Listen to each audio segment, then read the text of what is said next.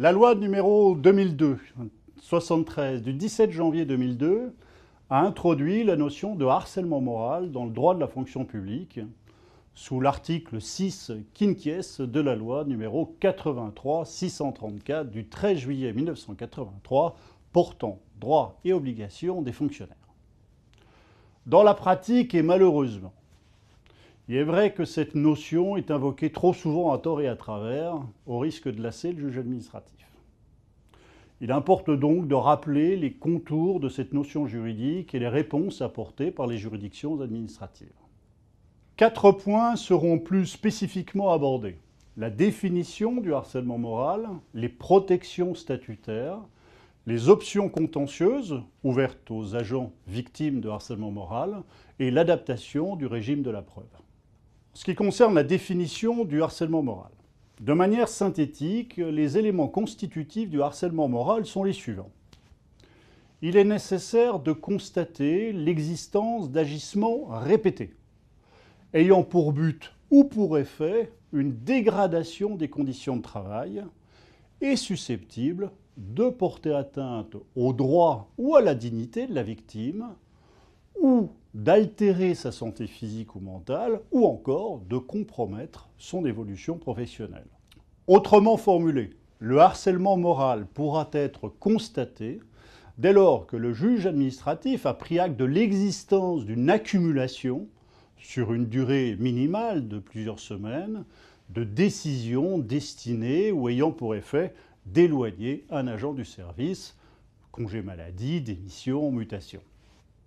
Concrètement, cela peut se traduire par une mise à l'écart, par exemple un changement de bureau, la privation de l'ordinateur de l'agent ou de son téléphone, un retrait de dossier, la non-invitation à des réunions, jusqu'à la mise au placard pendant plusieurs mois, voire plusieurs années. Des remarques désobligeantes lors d'entretiens individuels ou en présence de tiers. Des refus de congés ou d'autorisation d'absence qui sont généralement accordés aux autres agents du service. La réduction du régime indemnitaire pour des motifs liés au harcèlement dont souffre l'agent. Des comptes rendus d'évaluation professionnelle exagérément critiques. En revanche, peu importe que le harcèlement soit intentionnel ou non, que les mesures prises individuellement soient conformes ou non à la légalité. La position hiérarchique du harceleur, qui peut être un collègue de même niveau ou un subordonné. Quelles sont les garanties statutaires ? L'agent qui s'estime victime de harcèlement moral peut demander à son administration la reconnaissance de l'imputabilité au service de son état de santé, le cas échéant, et surtout le bénéfice de la protection fonctionnelle, le harcèlement moral constituant une attaque au sens de l'article 11 de la loi précitée du 13 juillet 1983. En outre, ainsi que le rappelle l'article 6 quinquies de la loi précitée du 13 juillet 1983, aucune mesure concernant notamment le recrutement, la titularisation, la rémunération, la formation, l'évaluation, la notation, la discipline, la promotion, l'affectation et la mutation ne peut être prise à l'égard d'un fonctionnaire en prenant en considération le fait qu'il ait subi ou refusé de subir des agissements de harcèlement moral, le fait qu'il ait exercé un recours auprès d'un supérieur hiérarchique ou engagé une action en justice visant à faire cesser ces agissements, ou encore le fait qu'il ait témoigné de tels agissements ou qu'il les ait relatés. En revanche, même si cet article précise que tout harceleur peut être sanctionné sur le plan disciplinaire, l'agent qui s'estime victime de tels agissements ne peut contester la décision de son administration qui refuserait de punir son harceleur. Les actions contentieuses susceptibles d'être engagées sont les suivantes.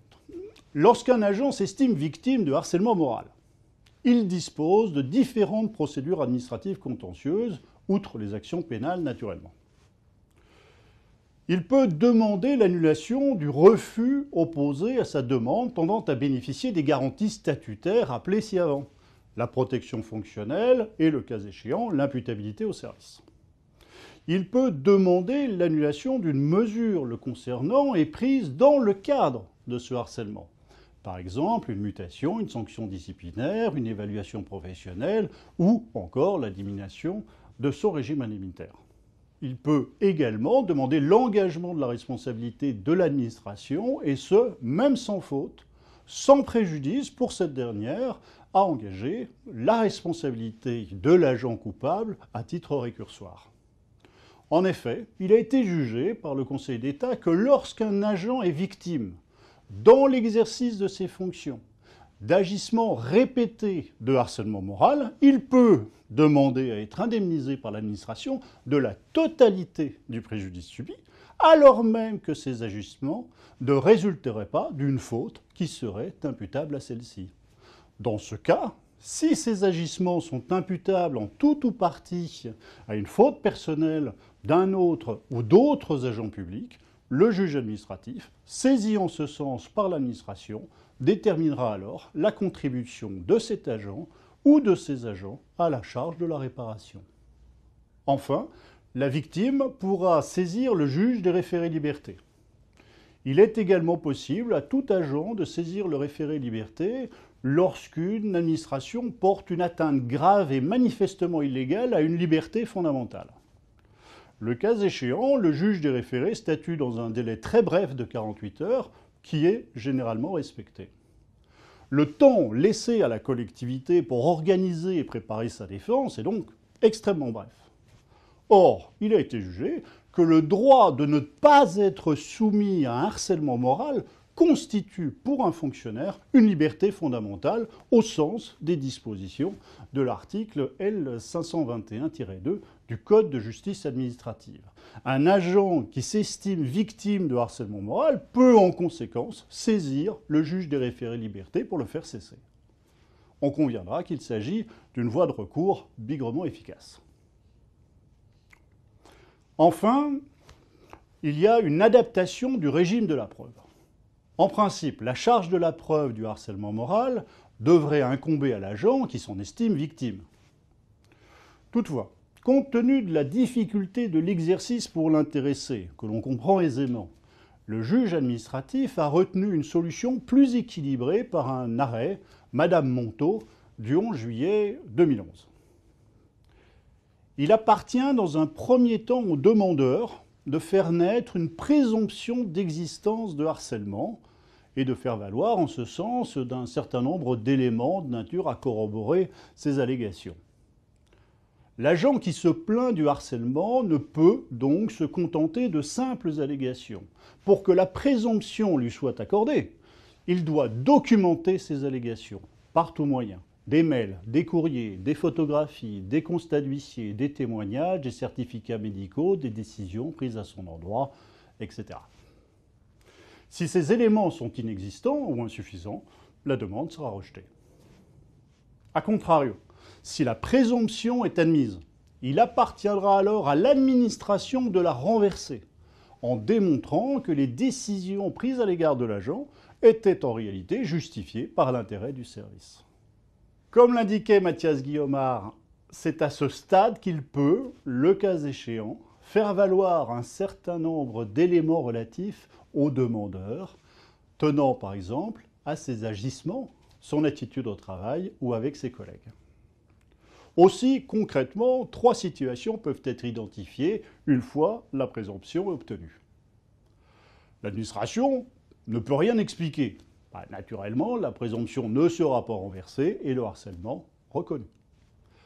L'administration démontre certes un comportement anormal de la part de la victime présumée, mais que celui-ci a entraîné une suite d'agissements disproportionnés qui, par leur nature, leur intensité, leur fréquence, constituent une réponse dite abusive. Ici encore, la présomption ne sera pas renversée.